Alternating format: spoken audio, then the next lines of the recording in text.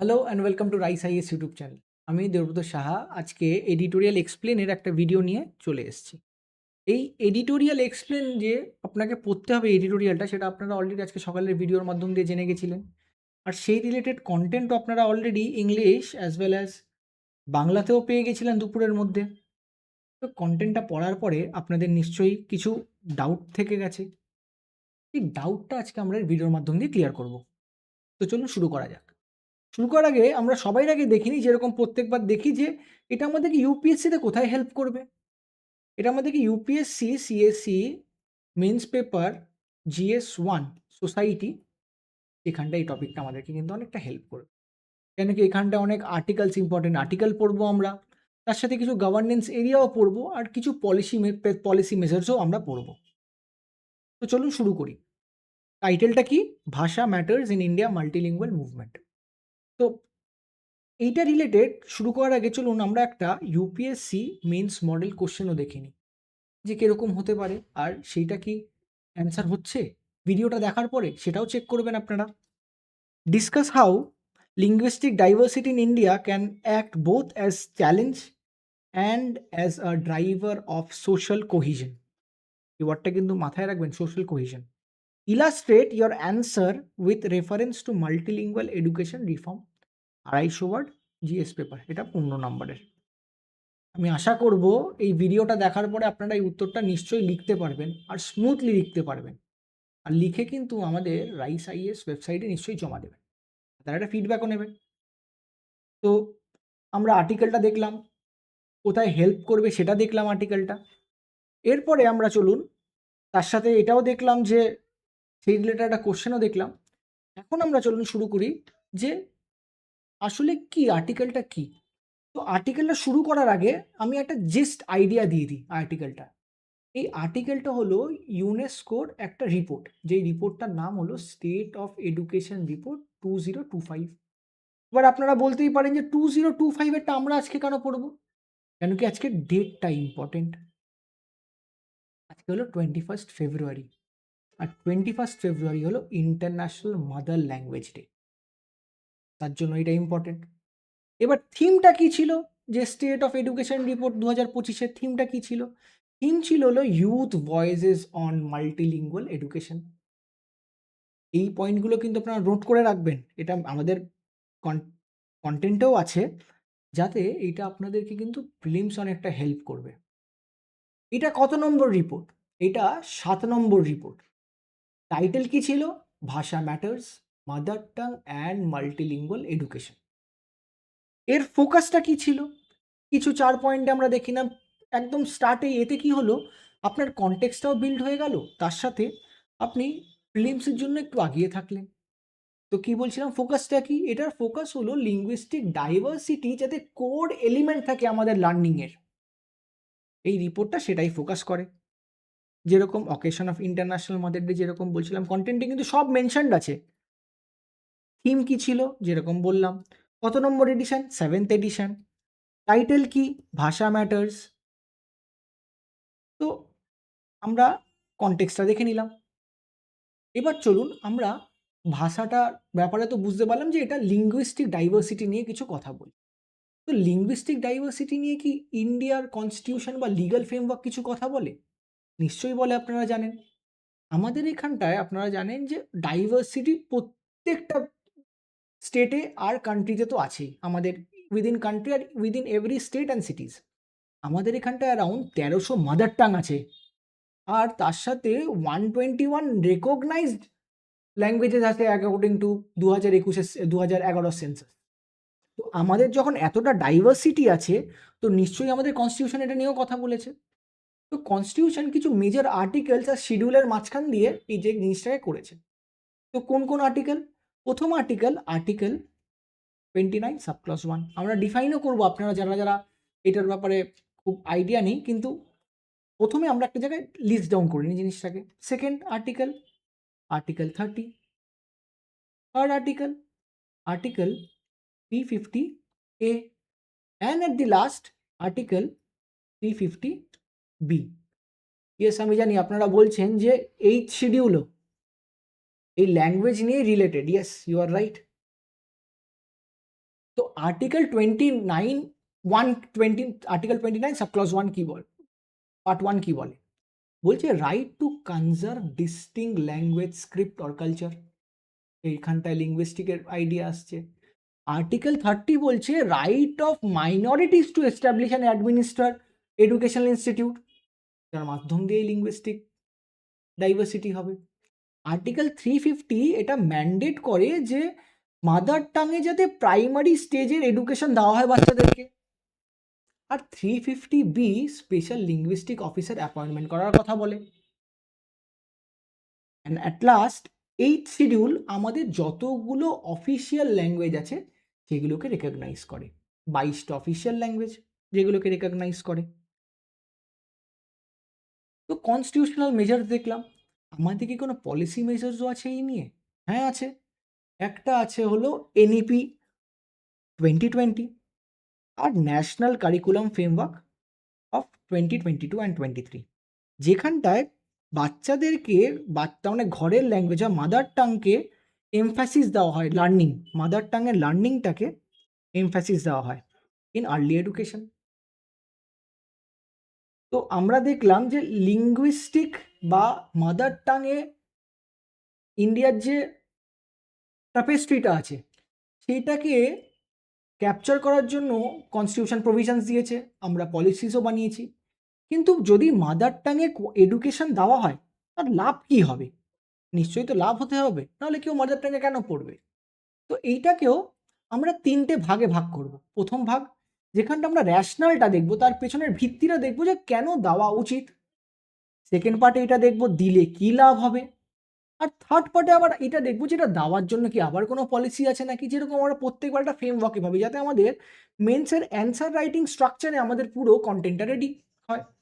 তো সবার প্রথমে দেখিনি যে তার র্যাশনালটা কি, যে এডুকেশনটা মাদার টাঙেই দেওয়া।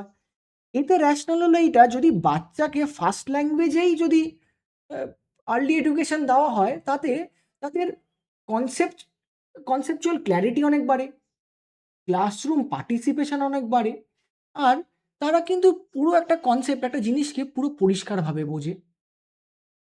যেখানটায় একমাত্র তাদের যে মিডিয়াম অফ ল্যাঙ্গুয়েজ সেটাকেই ইউজ করা হচ্ছে। তো র্যাশনালটা বুঝলাম আমরা। এতে অ্যাডভান্টেজ কি হবে? এতে অ্যাডভান্টেজ এটা হবে, এতে যে কগনেটিভ লোড মানে হলো যে ব্রেনে যে প্রেশার পড়ে একটা ল্যাঙ্গুয়েজ থেকে বুঝে সেটাকে প্রসেস করে নিজে মাথায় বোঝা, সেটা কমবে বাচ্চাদের। সেকেন্ড, তারা কিন্তু কন্টেন্ট, তার মানে যে মেটেরিয়াল, যেরকম এই দেখুন, যারা আপনারা বাংলার মধ্যে আছেন এতদিন ইউপিএসসিতে ইংলিশে কন্টেন্ট পাওয়া যেত, আপনারা ইংলিশ কন্টেন্টটা পড়তেন, পড়ে সেটাকে নিজেদের ভাষায় বুঝতেন, বুঝে সেটাকে বাংলায় ট্রান্সলেট করতেন। এই প্রবলেমটাকে সলভ করেছে রাইস আইএএস। কিরকম করে? বাংলাতেই আপনাদের রেডিমেড কন্টেন্ট, তাতে কি আপনাদের অ্যাবজর্পশন ক্ষমতাটাও বেড়েছে। ঠিক সেরকমই এই ক্ষেত্রেও যখন তারা নিজেদের মাদার টাঙে জিনিসটা পড়বে তখন কি হবে, তারা অ্যাবজর্পশন ক্ষমতা বাড়বে, তাতে কি হবে, তাদের রিটেনশনটা ইমপ্রুভ হবে, তার সাথে তারা যে ড্রপ আউট করে স্কুল থেকে, এই ড্রপ আউটটাও কমে যাবে। এদের আরেকটা পজিটিভ কি হবে, এটা লাইফ লং লার্নিংয়ে চেঞ্জ হবে হ্যাবিটটা। যখন তারা কিছু দেখে খালি মনে করবে না, কিন্তু বুঝবে সেই কনসেপ্টটাকে, পড়ার জন্য পড়বে না কিন্তু বোঝার জন্য পড়বে, তখন সেটা কিন্তু লাইফ লং একটা আইডিয়া, একটা স্কিল ডেভেলপ হবে তাদের, নলেজ বাড়বে তাদের। তার সাথে যেরকম বলছিলাম, আমরা কি তার জন্য কোনো পলিসি মেজার্স নিয়েছি? হ্যাঁ নিয়েছি। ন্যাশনাল এডুকেশন পলিসি, যেখানে মিডিয়াম অফ ইনস্ট্রাকশন কি থাকবে, বাচ্চার ঘরের ল্যাঙ্গুয়েজ। কত বছর? যতক্ষণ না ক্লাস 5 অব্দিও পড়ছে। কিন্তু এটা ইচ্ছাও করা হচ্ছে যদি আমাদের কাছে সেই পজিশন থাকে টিল 8 পর্যন্ত যাতে সেটা বাড়ানো যায়। তার সাথে যেরকম আগে পড়ছিলাম ন্যাশনাল কারিকুলাম ফ্রেমওয়ার্কের মাধ্যম দিয়েও, সেখানটাও multilingual, inclusive materiality, teacher education রিফর্মেরও কথা বলা হয়েছে সেখানটায়। আমরা দেখে নিলাম যে র্যাশনালটা কি এর পেছনে। তো র্যাশনালটা যখন, তার মানে কোয়ালিটি এডুকেশন যদি আমরা মাদার টাঙে পাই তার র্যাশনালটা বুঝে গেলাম। এবার দেখি যে এটার মধ্যে কিছু তো ব্যারিয়ারও থাকছে যার জন্য হতে পারছে না। যার জন্য ইন্ডিয়াতে এখনও ইংলিশকে এত বেশি এমফ্যাসিস দেওয়া হচ্ছে, যার জন্য ইউপিএসসির এখনও সব লিডিং কোচিং ইনস্টিটিউটরা ইংলিশেই ম্যাটেরিয়াল বের করছে। কি হতে পারে? সবথেকে বড় একটা প্রবলেম যেটা হতে পারে, এনসিইআরটি বলছে যে সেখানটায় কিন্তু 44% মিসম্যাচ আছে চিলড্রেন। তার মানে তারা যেটা ঘরে পড়ে আর যেখানটায় ভর্তি হয় সেখানটায় মিসম্যাচ আছে। সেকেন্ড, এতে এদের একটা ডুয়েল টাস্ক হচ্ছে। যেরকম আমি আগেও বলছিলাম আপনাদেরকে যে তারা প্রথমে ওই ল্যাঙ্গুয়েজটাকেও বুঝছে, তার সাথে এই ল্যাঙ্গুয়েজের কোর আইডিয়াটিকেও, কনসেপ্টটাকেও বুঝতে, এতেও কিন্তু তার জন্য কি হচ্ছে যে তারা বুঝতে অসুবিধা হচ্ছে। আর থার্ড, এতে কি হচ্ছে, একটা সোশ্যোলজিক্যাল ইম্প্যাক্টও পড়ছে তাদের লাইফে। যেরকম এতে মার্জিনালাইজেশন কিন্তু আরও বাড়ছে। যারা অলরেডি মার্জিনালাইজ, তাদের ল্যাঙ্গুয়েজ তো মেন স্ট্রিম মিডিয়া ফলো করছে না, তার জন্য তাদেরকে যে মেন স্ট্রিম মিডিয়া ল্যাঙ্গুয়েজটা ফলো করছে সেটাকে ডিসাইফার করে আবার নিজের ল্যাঙ্গুয়েজে নিয়ে আসছে, তাদের অনেক কন্টেন্ট কিন্তু চলে যাচ্ছে, যার জন্য তারা আরও মার্জিনালাইজড হচ্ছে। একটা ক্যাসকেডিং এফেক্ট দেখতে পাচ্ছি। তো আমরা একটা একটা হলিস্টিক আইডিয়া নিয়ে নিলাম যে মাদার টাঙে পড়াশোনা করলে তার র্যাশনাল কি হওয়া উচিত, কেন পড়বো, তার অ্যাডভান্টেজ কি কি, তার সাথে তার পলিসি মেজার্স, আর না পড়লে কি অসুবিধা হবে। আমরা এই আইডিয়াটা দেখে নিলাম। এবার চলুন, আমাদের মেন টপিক, আমাদের ব্যাকগ্রাউন্ডটা তৈরি হয়ে গেল। এবার মেন টপিক যেটা হলো ভাষা নিয়ে, যে এই যে রিপোর্টটা এসছে, ভাষা রিপোর্টটা, সেটার কি সিগনিফিকেন্স, সেখান থেকে ইন্ডিয়ার কি লাভ হবে, এটাকেও আমরা আবার কিছু পার্টে পড়ব। যেরকম এডুকেশনাল ইকুইটির আন্ডারে পড়ব, যেখানটায় এই রিপোর্টটাকে যদি যখন আমরা ফলো করব, তাতে কি হবে, আমাদের ইনক্লুসিভিটি বাড়বে। যেরকম ট্রাইবাল, দলিত, আদিবাসী, এরা কেউই পেছনে থাকবে না। যেরকম বলছিলাম, যখন সবাইরই মাদার টাঙে কোনো কিছু বোঝানো হবে, তখন কাউরই কোনো কনসেপ্ট ল্যাক হবে না, তারা পুরোটাই অ্যাবজর্ভ করতে পারবে। এতে একটা আইডেন্টিটি অ্যাফার্মেটিও কিন্তু বাড়বে, যে আমার ভাষায় আমার কন্টেন্ট। আমি আবার এমফ্যাসিস করব এই জিনিসটার উপরে আপনাদেরকে, আমার ভাষায় আমার কন্টেন্ট। এতে কি হবে, কোহিশনটা বাড়বে সোসাইটির মধ্যে। মনে পড়ছে কোহিশন ওয়ার্ডটা দেখে? কোহিশন বাড়বে। থার্ড কি হবে, এতে আমাদের ডাইভার্সিটিটাকেও কিন্তু প্রিজার্ভ করতে পারবো। কোথাও একটা হোমোজিনাইজেশন হবে না সব ডাইভার্সিটির। আমরা সব ইন্ডিভিজুয়াল ডাইভার্সিটিকেও আমরা একসাথে ফস্টার করতে পারবো, সবাই একসাথে আমরা আগাবো। আর at the end social cohesion বাড়বে। যেরকম আমি বলছিলাম, আইডেন্টিটি অ্যাফার্মেশন যখনই হবে, তখন সোশ্যাল কোহিশনও বাড়বে। তো আমরা ম্যাটারটা, সিগনিফিক্যান্ট ম্যাটার্সগুলো আমরা দেখে নিলাম, যে ভাষা রিপোর্টটা বেসিসে সিগনিফিক্যান্ট ম্যাটার্স কি। এবার দেখিনি এটা কি গ্রাউন্ড লেভেলে কোথাও প্র্যাকটিস করা হচ্ছে, তবে সেটা কি পাইলট প্রজেক্ট, নাকি অন্য কিছু, বা এদের থেকে কি আমরা কিছু শিখতে পারবো, নাকি তার ফেলিয়ার। তো প্রথম কেস হলো উড়িষ্যা মাল্টিলিঙ্গুয়াল এডুকেশন প্রোগ্রামের, যেখানটায় লং স্ট্যান্ডিং প্রোগ্রাম করছে 21টা ট্রাইবাল ল্যাঙ্গুয়েজে 17খানা ডিস্ট্রিক্ট নিয়ে, যেখানটায় 90,000 বাচ্চারা bilingual teaching material and train teachers দিয়ে পড়াশোনা হচ্ছে। তাতে কি হচ্ছে, তার এফেক্টটা কি, তাতে ইমপ্রুভ রিডিং কম্প্রিহেনশন বাড়ছে তাদের, ক্লাসরুম এঙ্গেজমেন্টও বেশি দেখা যাচ্ছে, তার সাথে যেরকম বলছিলাম রিটেনশন হচ্ছে, যে কনসেপ্টটা পড়ছে সেটাকে ডুয়াল বার্ডেন তাদের ক্রিয়েট হচ্ছে না, তারা রিটেন করতে পারছে। সেকেন্ড, আরেকটা মডেল আমরা তেলেঙ্গানায় দেখতে পারি, যেটাকে দীক্ষা বলে, full form digital infrastructure for knowledge sharing. এই স্কিমগুলো কিন্তু আপনারা মনে রাখবেন, কোথাও একটা নোট ডাউন করে রেখে দেবেন বা হাইলাইট করে রেখে দেবেন। এইগুলোই কিন্তু আপনাদেরকে মেন্সে মার্ক ফেচ করবে। এগুলো মার্ক স্কোরিং টার্মিনোলজিস, এগুলো কিন্তু নিশ্চয়ই ইউজ করবেন। যেখানটায় টিচার আর স্টুডেন্টকে অ্যালাউ করে তারা মাল্টিলিঙ্গুয়াল রিসোর্সেস অ্যাভেল করুক, যাতে learning material in local language হয়।